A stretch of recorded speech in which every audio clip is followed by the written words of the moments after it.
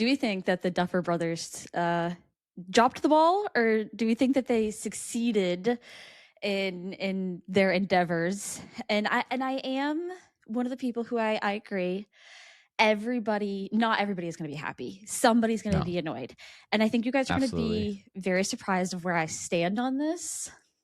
And we're going to get to that in a little bit, because we're going to start kind of we can't make this whole episode about the last episode, because of Stranger Things. Yeah, let me clarify that this whole episode is about Stranger Things. Okay, if you didn't catch on, if you haven't watched Stranger Things season 5, if you ever care to, you might want to pause this one. Yeah, I think we're gonna spoil the whole series. Yeah. So we're gonna get into, do we think that they there's a lot of opinions right now whether or not they dropped the ball, if they Game of Thrones this almost. No, I don't think it's that bad, but we are going to talk about it. But first and foremost, Alex is new to the Stranger Things life. Kind of. Like I took the month of December off of work, and I had watched season 1 and I think maybe season 2, because I remember Sean Astin dying. And then I just didn't watch it again, because I think there was a big break between season 2 and season 3. Yeah, and it's quite the meme about how many other shows aired and ended before they picked back up. Which honestly is fine. Like, I'm okay waiting. It's a little weird because, you know, the actors went from being infants to like adults. Like, you know, Millie Bobby Brown, or I guess 12. Millie Bonnie Bon Jovi she has a kid now. Yeah, that too. She's a mom. So that was I think a big jump. But you know what? I watched it all while I was like doing my little Warhammer minis. It was the thing I watched on my break. I am new to this, but I think it actually helped me this season, because I was like, oh yeah, this, and this. At the same time, I'm like, wow, they retconned this. Like, things in season 2 don't make sense anymore because of how things are explained later on. They definitely were not planning this whole Vecna thing from the start. Well, I think it was a lot of people, and I don't know what kind of truth is behind this, but a lot of people said that like season 1 was just supposed to be season 1. And there's a part of me that, like, looking at season 1 as its own like entity, as its own season, and having nothing else, I'm like, I think it could have went down as like just an incredible short season. I don't think that they had to do more. I think they did okay with it, but I think if they just would have left season 1 as it is, it would have been like one of those where it's like, oh, you want a really good short season, you should go watch the one season of Stranger Things, you know? Yeah. But not to like deep dive into like the whole all 5 seasons, but as a whole, what did you think? Like, would it be something you would recommend to a friend, and is it something you would ever go back and rewatch? I think if I had a friend who is a big fan of Heart to Hearts, just like lives for heart to heart moments, and just wants fiction where every other scene are 2 characters really just having a heart to heart chat, go for it. If you're looking for like a really well thought out piece of science fiction horror, maybe not. I think there are some seasons, and we'll get to this too, that are better than others that season 4 was really good. I would go back and watch individually. I think season 1 is really good, but it's almost too nostalgic for me now that I've kind of seen it enough that like I can't go back and watch it. Now I'm like, okay, this is kind of old. But I really liked season 2 and 4. Those were probably my 2 favorite seasons.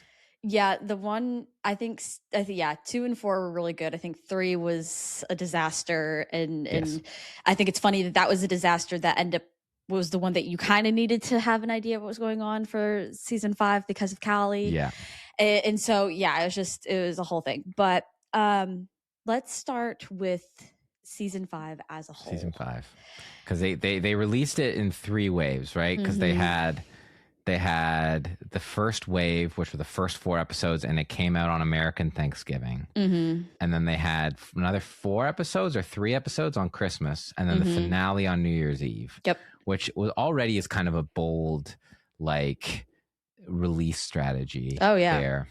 Because one, I find like now people, when it comes to streaming shows, like look at Wednesday. I think Wednesday, another Netflix show that did sort of a staggered release, season 2 of Wednesday actually had viewership drop off because they staggered the releases in the middle of summer instead of, so like people were like, oh, it's so exciting, Wednesday's back, and then they forgot about it. Yep. Right when the second wave dropped. Yep. So then not only are they doing that, but they're dropping it during American Thanksgiving, where a lot of Americans are with their family and probably watching football. Yep. You know, and then Christmas, where people are also probably with their family and also probably watching football. Yep. I was watching football on Christmas with my wife's grandmother, who I learned is a big Snoop Dogg fan. Oh, hell but yeah. That's a whole other thing. So I'm like, okay. And then New Year's Eve, where like everybody who grew up watching Stranger Things is out drinking. Yep. So yeah. I'm like, probably it's a choice, you know? And they were just going off of, this brand is worth so much money and draws so much attention, it doesn't matter to us. Like, we're just going to put it out. I mean, I think of Christmas, the Christmas Eve one, or Christmas Day, or whatever it was. It was literally, we had, my husband's parents here, and they didn't leave until 10 o'clock because they didn't stay with us this time around. Yeah. And it was kind of like one of those blessings and a curse. I was like, oh, you guys are staying with us. But then at the same time, it was like, that's great, because when you guys leave, we can start Stranger Things. But they didn't leave until 10. So we binge watched all 3 episodes up until like 1 o'clock. So it was like very like, okay, we're going to be late to the party because there's people here, there's family at our house, and we need them to leave. But also there was like this part of me that I was like, I'm not waiting a few days though, because if anybody spoils this online, I'm gonna be pissed. I ended up having to wait a few days. I didn't watch it until I think I got back from my wife's family's place, just because we were so busy. I was gonna say, it's a hard one to kind of juggle. So you're right on with like, same thing with New Year's was easy. We literally, like, as soon as it dropped, we went downstairs, watched, and then just turned on the ball drop, and so just hung out until the ball drop. So that one was a little bit better time, just because for those of us who aren't going out on New Year's, it was like, oh, this gives me something to do, because the hell if I was going out with all those people. Yeah, I mean, we're also old and lame at this point in life. But my wife and I actually had company over, and I made plans with some people there. So we met up on New Year's Day at like 8 a.m. and watched Stranger Things. Oh, well, that's fun though. So it was fun, but I think it's a choice, especially because, like, you know, when I believe season 3 released on like 4th of July, and season like 3 revolved kind of around 4th of July, and that like the climax of the season was, you know, at a fair to do with 4th of July kind of deal. But this season had nothing to do with the holidays, really. I think they missed such an important part too, because we had that November episode for Thanksgiving, and we were getting so close to them being like, oh, it's almost whatever it is, November 3rd or November 8th is when like Will got taken. I was like, why didn't you guys push all of this back a little bit and drop the last episode of when he gets taken on the same day? Like, what a fun, you guys were so close. Like, what a fun time that would have been to be like, hey, it's November 3rd in the show and it's November 3rd in real life. Like, I asked the Duffer brothers what day it was, and he told me it was November 3rd. Sorry. But I think that would have been more exciting and like more appropriate and more fan servicey. And they wanted to do a lot of fan service in this season. So, you know, they were trying to make people nostalgic for the earlier episodes and make all these callbacks to stuff and have fun tie-ins, but they just, I don't know. I thought it was a weird approach. But yeah, so the first 4 episodes drop, right? And that takes us, I can't even remember where that ends. Do you remember where that's when it ends with like Will showing that he has his magical spooky sorcerer powers, which I've seen this a lot online, and it does kind of bother me. And as a huge Dungeons and Dragons nerd, Will's not a sorcerer. He's a warlock. And before people get on me being like, warlocks weren't in second edition. Yes, they were. And they were just as much in second edition as sorcerers were. So shut your mouth. I take great offense to this. Because a sorcerer is born with magic powers, right? It's innate in them. Whereas a warlock has it bestowed upon them by a patron, which is usually another dimensional being like Vecna. I mean, Vecna's a lich in D&D, but in this, he's not a lich. He's just like, well, he's just a scared little boy, but we'll get into that. And yeah, I found those first 4 episodes, I was pretty, like, I thought they were decent. I thought they were like, I was like, okay, I'll let them cook, you know? It's they hard seem to be setting things up for me to separate, like, it's hard. I'm gonna struggle a little bit through this, separating like the season versus the last episode. You know, you gotta divorce your opinion of the last. I thought the first 4 were really good. I mean, I sat there and I binge watched them. Like I sat and was like, next. I was so invested of where this was going and where they were going to take this that it was binge worthy for me. So season 4 ended on like quite the cliffhanger, right? And then what did you think about the time jump where season 5 takes place, what, like a year and a half later? To be honest, like the whole time jumps things, it doesn't ever super bother me in shows or movies. Sure. I can't think of a time where I was like, oh, this is ridiculous. So for me, I don't know if I ever was like, what the hell? I do think like, yeah, it's one of those moments where it was so fast paced and Vecna's moving quick and he's moving quick. And then all of a sudden it's like, oh, you guys have had like a year and a half to kind of live a life. And you're telling me Vecna hasn't done anything in that time.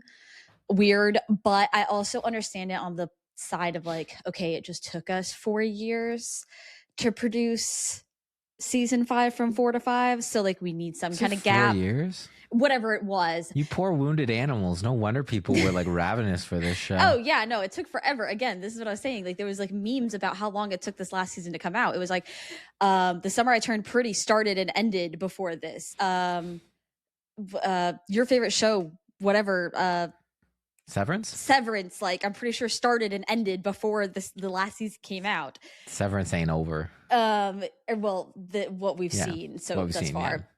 And stuff. So it's like there's been a lot of memes about like what shows have came out, you know, before. Meanwhile, people who read books are like, only 4 years between, you lucky, you know? Yeah, like, literally. So I kind of get it in the stance of like we needed some time because these characters have now grown up. And I do think if there wasn't any time, people would be like, well, they're all old now. And it's like, okay, so it was probably one of those takes of like, which one do we do? Do we do a time jump so people don't bitch about them aging or not? And people be like, well, it doesn't make sense or whatever, you know? And they not only did they jump time, but they actually switched a somewhat important character, right? The actress who played Holly was different than the little girls who played Holly in the first 4 seasons. What did you think of the new? Because she was kind of the new main character to this season was Holly, and they kind of had her mirror Will Byers' abduction in season 1. It's something I have written down too. Was how did we feel about the new bringing in of Holly and her being such like a main character all of a sudden this season. Yeah. And personally, I really did like it because we did recently do like the pals in Discord have been rewatching and I had been like sitting in here or there. And it made me realize like Holly, if you're paying attention, has been one of the only other people who could see the Demogorgons and saw, I don't know if she necessarily saw Vecna, but could see all of these things way earlier. I mean, the Demogorgon or the Demodogs or whatever, they came for Holly early. She got it busted into her, or maybe not into her room, but I mean, she saw it when Will was gone. It reached through the wall. So Holly was already privy whether she was young and knew what she was seeing, to some of Right. this information before it really busted in her room and was coming for her. Right. Yeah. So I did like that they kind of sprinkled that in before like giving her like such a role, because again, I think if they were just like, here, Holly is this main character who's gonna help run the season, everybody like, for what though? Where did this come from? But I think they had just enough background of Holly running away or seeing these things that it made sense. Yeah, I think I think it made sense. I think what they really were trying to go for is to allude back to season 1, right, where Will gets captured. And I thought that they could have done more with like the Holly the heroic, because like they had the Holly the heroic stuff, and I was like, okay, that's kind of cool. That's like tying things in together. And then after, like, Max is like, remember Holly the heroic, and then Max pieces out, and then Holly wakes up and gets put back under, and then they just never reference it again. Well, because like the kids take it from her or whatever. But I was just like, okay, but she's still Holly the heroic. You know, Will the Wise is not Will the Wise because he has a fucking D&D mini, right? Like he's Will the Wise. And I loved the and this is kind of pulling from the last episode, or almost last episode. I can't remember which one that was, but I also loved like the idea of Max being like, you are brave, blah blah blah blah blah. And this whole like monologue too is a whole nother freaking conversation of like, oh my god, I'm screaming at my TV, can y'all fucking move? Y'all are running a podcast at this point, sitting there. Please move. So in the first part of the season, Holly gets captured by the Demodogs, ends up in Henry's mind castle, and then meets up with Max, who then is like, okay, let's leave. And then when Max finds a way out because she was there with Lucas, Max sees the door open and she's like, I can leave now. And then she turns to Holly and talks at her for like 10 minutes. Well, there's so many things to break down here too, because I'm sorry, but Max in that moment, the way I see it was Max is very like, I need you to believe in yourself because I'm getting the fuck out of here. Like you're either you're staying here and I'm leaving one way or another. But I also just like, I don't know. I loved like the whole like, yeah, you're strong enough. You got this. But I also, there was like this moment where I kept waiting because Max was like, you can't come with me through my portal. Like I'm being brought back through my song and through Lucas. You have to find your own. And her own like way back was supposed to be herself and being brave or whatever. And I loved that. But there was like this moment in there that I kept waiting for Holly, because Holly's mom is there at that moment. Yeah. And I kept waiting for Holly's mom to come into frame, and Holly be like, oh my God, my mom, she's my like my person, my soul, my like reason to get back. Her mom sacrificed herself. But Holly was like, yeah, Holly is good enough. And I'm like, no. I thought they dropped the ball there. I think mom should have been the home and not Holly herself. Sure. I don't know. It really is like what is the messaging we're trying to tell kids? That your mom could be awesome too. Doesn't have to be that this okay, but also 12-year-olds shouldn't be watching this, Alex. So we took a very dark turn this season. I mean, all of it is very dark and very scary. But that's actually we're gonna jump on that real quick of do we think it took the right turn of how dark it did get? Because that is something else I had written down that I want to talk about. Was it got dark? I mean, it's always been kind of dark. I mean, you're talking season 1 was pretty dark. Season 1 was more of a slasher flick than like any of the other seasons. Well, this season 2 was just, there was so many times where my husband and I was sitting on the couch and things happened and we were like, oh, holy shit. Like Will snapping Vecna's leg. I know that wasn't uber graphic, but it caught us off guard that we were like, wow, that was crazy. But I think the big one that stood out that I went, oh, we took a turn this season. Like this is kind of wild, was Elle getting captured by that guard, or the the like Kay's like right hand man who was like, I'm getting this girl, blah blah blah. Yeah. They finally find her. Elle's like, okay, here's my time. Hopper's in trouble, Callie's in trouble. She makes this man shoot himself in the face. And that moment, I was like, wow, we really took like I'm talking a bit dark and gloomy to a rather gruesome scene right then and there. Yeah, I guess that is a much more graphic piece of gun violence than we've seen at the other points in the show. But you do see other people get shot before then. And I seem to recall, like, was it season? Oh no, I think the most gruesome part of the series was actually in season 4, like the with where she takes the roller skate and like hits her friend. Yeah, that one. Her face is all bloody. That was the only moment I was like, oh shit. Yeah.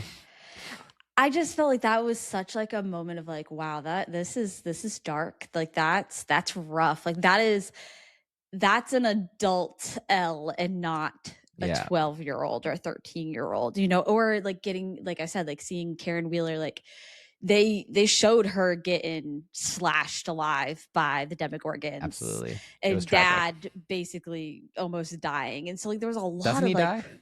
No, he's not dead. That was okay. I don't know. No, they showed him at the end. He's Where? At the graduation. That's so sad. There's something, literally, it's funny because it was like one of those moments where my husband said the same thing. She was like, wait a second. I thought he died. And I was like, I guess not. And I was like, and they didn't even kill the dad? No. The Duffer brothers are such pussies. Just kill your characters. Kill your darlings. And it's not like you have to keep them alive for any other plot reasons. Mrs. Wheeler is scratched to hell in that, like, healing.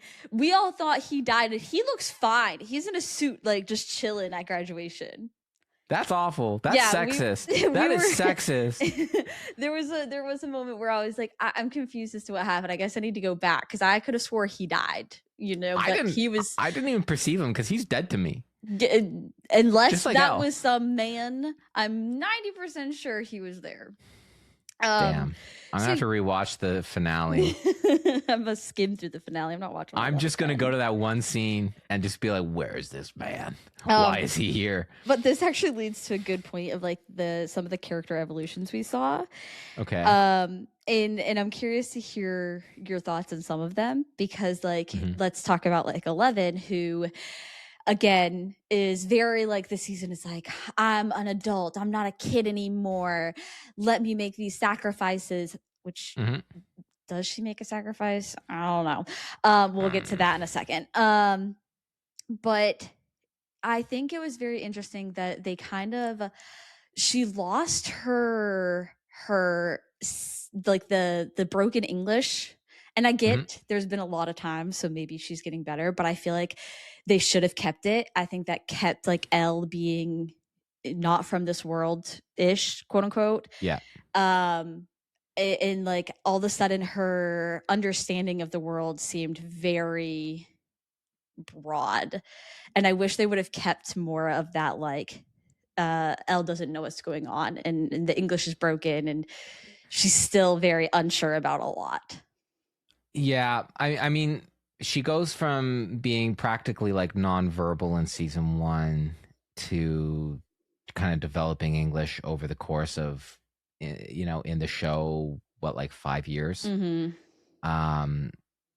I think like that, I'm guessing that that's one of the things that they always intended for Elle, was for each season to get a little bit kind better. of progress. But I would like kind of side with you in the sense that like when you learn a language like later in life, and I'm not someone who studied early childhood development, but just speaking to people that have learned like English in particular later in life, there are always like idiosyncratic quirks and like structures to the language that are hard to like absorb when you're not in that phase of human development, I think. And so she, in a sense, is not a native English speaker, I guess. Yeah, it's like hard. Like because I started taking notes on my phone at like the beginning of the season, because I was preparing for this to happen, for us to have like kind of a sit down of like the whole season and stuff. And I think on episode 1, I was like, oh, I'm glad they kind of kept it, because there was like a few moments where I was like, oh, I hear the broken English, again, quote unquote English, because she does speak English, but it's just weird. I hear the broken English, but then by episode like 4, 5, whatever, I was like, oh, it's gone. Like they trashed the idea completely. That's disappointing. But then my other character evolution that I was really sad about this season was Robin. Robin? Yeah. Why were you upset about Robin? So Robin was one of my favorite characters. I think her and C's relationship was like, I thought it was so perfect. It's very fun. It's so much fun. And I thought Robin was very fun. She added like another like level of like quirkiness. But then they got to the season and I felt like they overdid it. Like, have you ever seen the Debbie Ryan meme where she's like pushing her hair out of like the frame and she's like this? Like, I can't remember what fucking movie it comes from, but it's such a meme. Yeah. Yes. And it's like the very like corny, like, oh, I'm so quirky. That's how I felt about Robin in this whole season, was that they pushed the quirky, like I'm different, I'm funny, a little too far for me.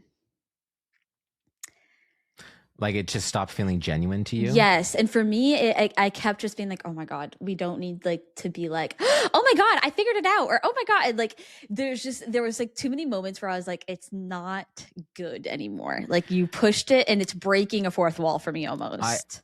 I felt like that was almost a microcosm of like the writing this season in general, in the sense that if I couldn't tell if the writers just like threw their hands up and they're like, fuck it, I don't care anymore.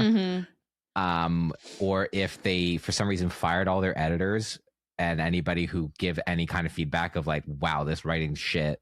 Or if they're like, the fans want to see Robin say quirky shit. They want to see a scene where some little anecdote turns into a big grand scheme planning thing where they break down their plan in front of everyone, because that happens in every episode this season instead of like once or twice like it used to do, right? Like they took all of the tropes that they leaned on for big moments in previous seasons and they're like, what if we just do that every episode? Yeah. And I just felt like they're like, oh, you want more, we'll give you more. Yeah. And they pushed it a little, felt very maximalist. Yeah, they pushed it a little too far though.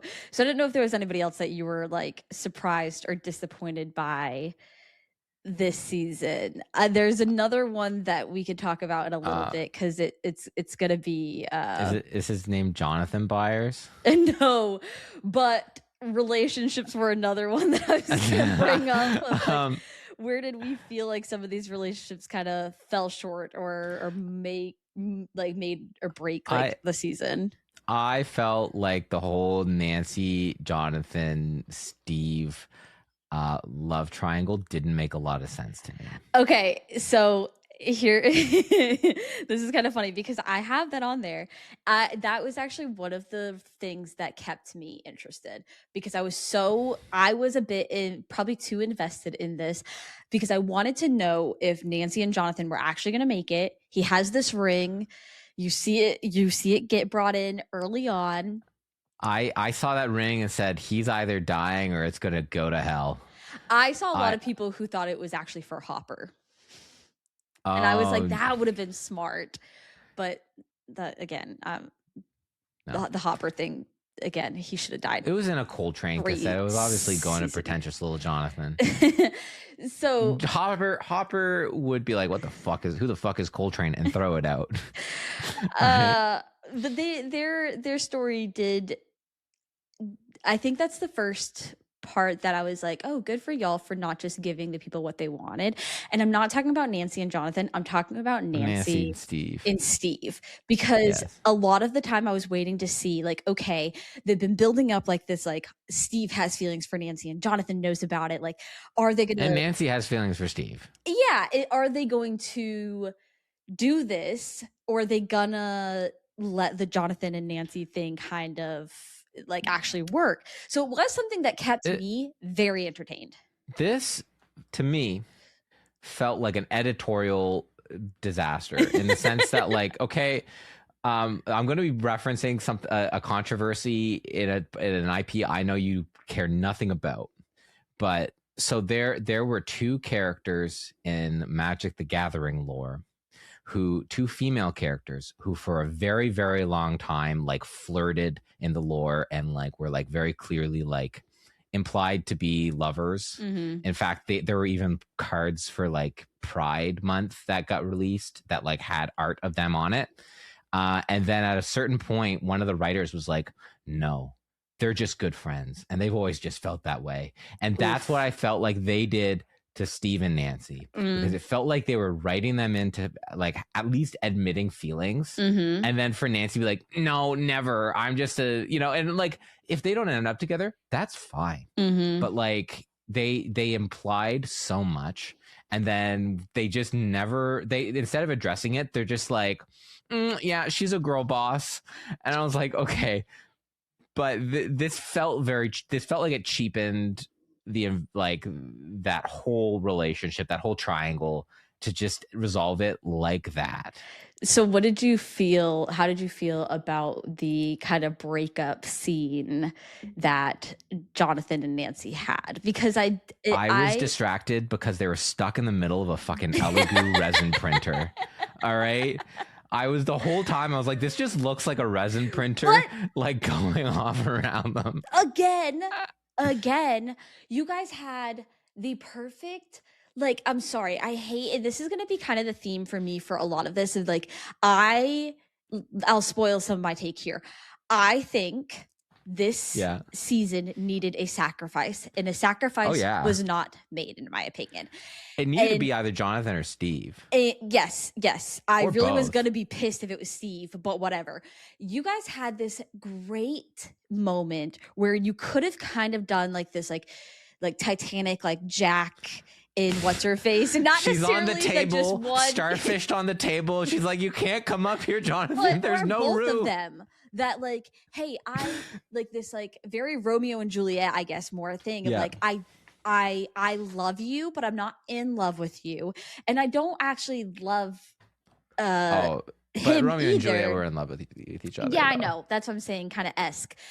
And then they don't, or I don't know, they don't make it maybe, but instead it's like, I don't love you, I also don't love him. Bam, everything's okay. Well, okay, so what was the point of all of that? I did think it was written really well though, because I did enjoy it. I thought it did showcase a adult way of being like, I love you, but this is not working. I thought what they were going to do was have Jonathan die, and then Nancy was going to find the cassette. And then she could have been like, Steve, this is just too much. I can't, I'm not over what I just witnessed and what could have been. That would have been a great way for her to go I need to be away from you boys. And also like had the sort of catharsis of like, someone had to die. You're fighting like Vecna. And, wrapped up that love triangle, how they clearly wanted it to end. But they, like I said, they wouldn't even kill Mr. Byers. What a bunch of pussies. Or, oh my God, in that same timing, you have, well, no, not same timing. Sorry. I'm just thinking same area, actually. Same area. Okay. Same area. You have, oh my gosh, who's the balding one that they called Bald Eagle? I know who you're talking about. Conspiracy theory guy who has like a fifth sense when it comes to people's emotions. Oh, come on. We're failing as podcast hosts. So fast forward, like I said, not the same. It's not the same moment, but it is the same area where Murray is sitting up there and he duct tapes, or actually he belt loops, that grenade, and he's running, and you're thinking, oh my God, Murray, like why did he run like that? Because I think they were rage baiting us. I think they knew that we were all waiting for somebody to die, that they knew that they were going to, and then he stops at the fucking like right at the edge and chucks it. Was it great? Yeah, I loved it. But you're telling me he ran like that and then nobody sacrificed themselves? Yeah, nobody. So They took more damage fighting a single Demogorgon than they did fighting Vecna and the giant. We'll come back to that. Anyway, hold on. I have two other relationships I want to quickly talk about, which is Robin and Vicky. Okay, we can make this quick and fast. Loved the idea. It pisses me off that for 2 seasons we heard about them going to Enzo's and that she was going to take her to Enzo's. She's going to take her to Enzo's, and then who goes? Well, to be fair, Hop and Winona Ryder also were talked about for like 3 or 4 seasons about going to Enzo's together. Okay, I guess I missed that part, but there was a whole plot line in the 3rd season. In fact, the thing that Hop says to her before he goes and gets killed, but then immediately retconned back to life, was, I'll see you at Enzo's. Oh, that's true. Okay, I'm sorry, my bad.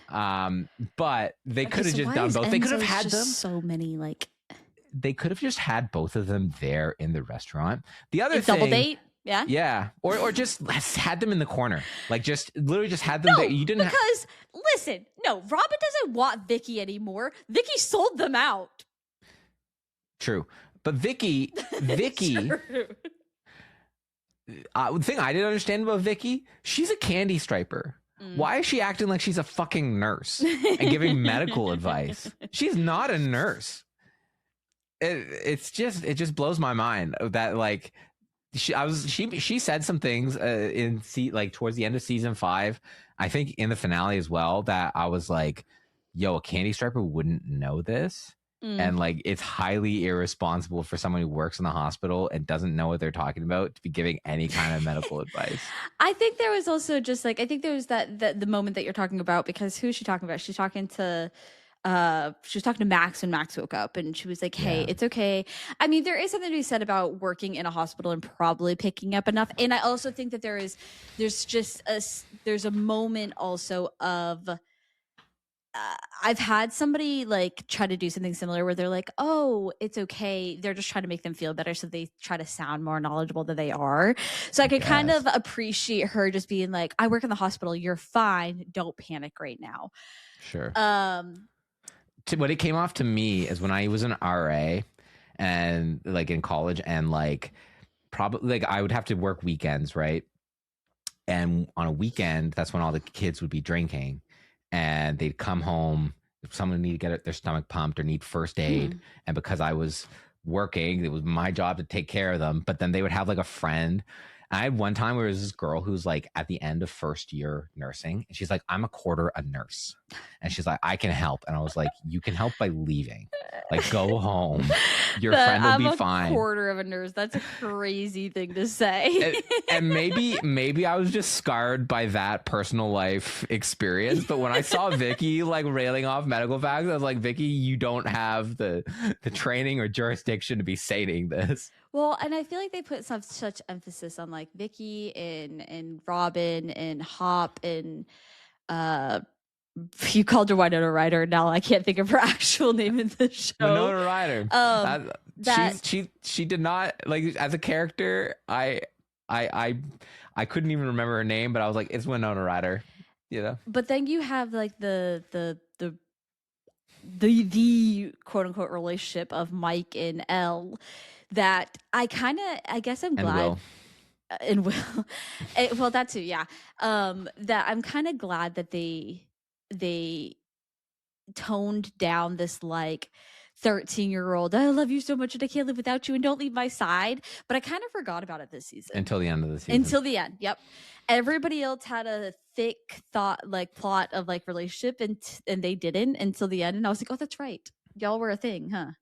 They were the thing. They were the Stranger Thing. Yeah. Yeah, I'm kind of happy about that, because sometimes when you have a really developed relationship like that, writers are like, well, we need to keep it complicated. We need the stakes. We have this thing dangling in front of us. We need to like use it. So how are we going to put a complication in there? Maybe Will tries to break him up so he can get with Mike, but no, they didn't do that, which was great.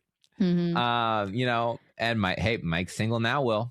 But Spoiler alert for the finale of Stranger Things. Shouldn't be listening to any of it then. But I think it was actually nice to just be like, yeah, they're solid. They're good. You know, they're Reed Richards and Sue Storm, right? I think it was also minus just all the times that Reed Richards cheats on Sue Storm and vice versa. Go away, Namor. But that's a whole other can of worms. I think if they would have put a lot of emphasis on it, we almost would have had too many relationships between Hopper and Will, well, Mike and Elle, and Nancy versus Steve versus Jonathan. Dustin. And we would have had Dustin a lot. We would have had a lot of conflicting relationships here. So one of them had to take center stage, and I think that ended up being Jonathan and Nancy, which I'm not sad about that. I'm not sad that they focused on that, because that was definitely the most interesting of the relationships. But I'm just sad about how they just kind of are like, oh, let's melt this away, like the set around them, instead of like I don't know. It was just so I think that was my main feeling about the second half of this season, of just like, what wasted potential. What wasted potential. What boring decisions can they make? And when you end something with boring decisions, I think it can really really taint the first half. And I think when you end something with cool decisions, it can color the first half in a much nicer tone. We'll get to that at another time, another episode. Yeah, we're gonna kind of stick it to y'all here in a few minutes, and we'll make you guys actually wait for us talking about the last episode, because we are running on 42 minutes. I knew that this was going to be long. I just didn't think that, I gotta stop underestimating how much Alex and I can ramble about things. Well, especially when we haven't seen each other really in like a month. That too, yeah. So I guess if you had to put this season, if you had to rank it amongst the rest of them, again, trying to take out the last episode and not holding it against, how do you rank all of your seasons? I think for me, from like best to worst, it would go season 2's the best for me. So season 2 being Billy. That's Billy, for those who need kind of like a. Season 2 is like Sean Astin. Oh, that's right. That's right. Yeah. Billy's season 3. Sean Astin, and like the it ends with them at the snowball, and that's just like the cutest thing in television history, and I cry every time I watch it. And yeah, so season 2, and then I think it's probably season 1, and then season 4, and then season 5, and then season 3. How would you rank yours? I probably would have to go. I think my favorite season was between the season with Billy and the season with Eddie, which season 4 would have been Eddie's season. I think that season, the introduction to Vecna, like to really like the timing, the clock, the Chrissy wake up was so good. Yeah. I just found Eddie's like the first like 4 scenes with Eddie. I'm like, who the fuck is this guy? Why is he so mean? Why do they like him?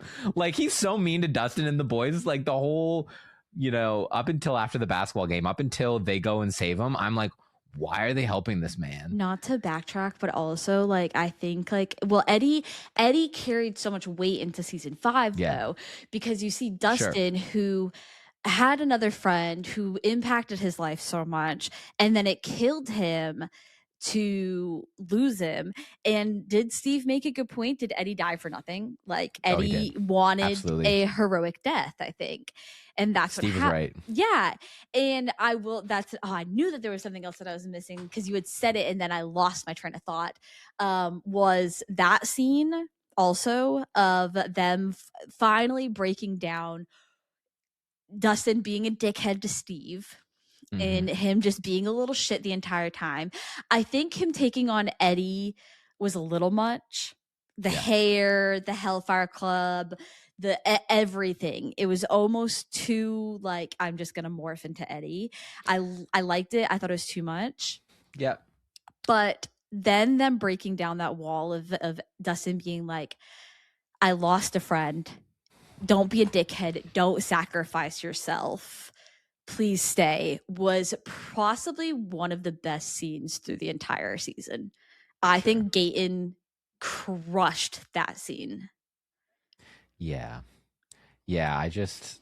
I'm an Eddie hater, to be honest. But anyway, you need to rank your seasons. I know. But that was my point, is I knew I was going backwards because there's a lot of people who love that scene, and I'm one of them. I thought it was really good. And Steve and Dustin were actually my top relationship. Okay. Absolutely. That is the top relationship. They've been the top relationship since season 3. It's just so good. I like the banter. I like everything about it. They have a great dynamic. So I mean, screw all this Byler stuff. Let's get more. I don't even know what Dustin and some Dave going on. I don't know. If I had to rank my top, I think it would be Eddie's season, 4, then Billy's season, 4, then 3. Yeah.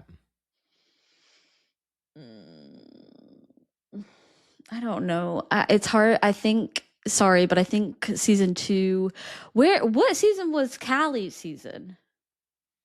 Callie's season was season 3. Oh, it was part of season 3. It was, right? Because she got, like, Elle goes away and then she comes back and saves them at the mall. God. So as much as I enjoyed, High School Musical guy, what's his name? Who's in High School Musical? No, well, Eddie looks like the Temu version of High School Musical guy. Eddie or Billy? Billy looks like the Temu version Darcy of Montgomery. No. Well, that's who plays Billy. Sorry. You're Zac Efron. He looks like Temu Zac Efron. No, he does not. Kind of does. Nope.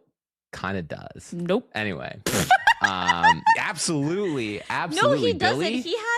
Billy does not look like Zac Efron. Absolutely, he does. I'm going to show you 2 pictures, and you're going to tell me that these 2 men are different people. I defy you. I'm gonna you put the mullet aside, okay? Put the mullet aside for a second. No, all right. Billy has very like defined like eyes and eyebrows and like it. No, you can't convince me. So, are you out of your goddamn mind? I'm sending you 2 pictures in Discord. In Discord, and I want you to look at them. I want you to say in the mic that these 2 men don't look alike. All right, y'all are gonna see these pictures at some point on the internet, and y'all are gonna agree with me. Lizzy, these 2 men are the same person. I'm waiting. They are the same. They look so alike. No, they don't. They do. Billy is Billy's like, I hate to use the word fucking aura. Billy's aura is dark and gloomy too. And Billy also has I hate to call it a pedo mustache, but he does. Billy has the hair aside, all right? Get rid of the hair. No, because Billy has very, very thick eyebrows and a bit more inset like eyes that are dark. Where Troy Bolton has bright, big eyes that are blue. I disagree. Okay, I'm posting these 2 pictures, and you're okay. Crazy. I know the boys have got me here. They look the same. Okay. Anyways, so knowing that Callie came from Billy's season does drop me because that's the Callie stuff was pretty brutal. And the bitchin' thing was so fucking stupid. I hated all of it. Yeah, I hated all of it. Let me just put it this way. Season 4 takes the cake for me. Okay. I'm a lover of what's his face, not Billy, the other one, Eddie. I know my opinion's unpopular on Eddie. I have a few unpopular opinions that will get me roast at the stake over the next few episodes. Yes. So I'm gonna put season 4 at the top. Probably season 2 at the bottom. Yeah. And then the rest of it's why do you hate Sean Astin? It's not that I hate Sean Astin. It just was like one of those seasons that like it to me it felt very character building, and I don't hate that, but it didn't keep me entertained and didn't keep me like it's not the season that I go back and I want to watch. Like I think season 1 goes for me, and I know I'm kind of dancing around my answer because I can't keep them straight. Season 1 definitely goes on the better side. And I think season 5 probably falls somewhere right in the middle. The most important one is 4 is at the top and 3 is at the bottom. 3's at the bottom. I think so. Yeah. Okay. And then 2. Sorry, 2. 2. So okay. 2, 3, 5, 1, 4. Yeah, I think so. Okay. Yeah. Okay. Yeah. Wow. Something along there. That was a journey. Yeah, I know. That was a journey. This is I ask you to make. This is actually how I do a lot of my rankings. Is typically I cannot go like top to bottom. It normally goes, okay, what is the best and what is the worst, and then I kind of slowly make it into the middle. You're doing like, you're like unwrapping it layer by layer. I find the medium basically. Yeah. Wow. Okay, so that's our kind of, I'm sure we skipped a lot as far as like the season as a whole, but God, if we went episode by episode, we'd be here forever, guys. But we are going to break this into 2 different episodes because we are rocking on an hour, and I figured both of these were going to take an hour, not just the beginning was 1 hour. So there are some of our hot takes, some of just the themes and things that we saw, things we liked, we didn't like, all that kind of good stuff for this episode. Let us know what you guys think. Thanks for listening to part 1 of the Stranger Things breakdown. Hope you guys enjoyed it, and we will see you guys next time.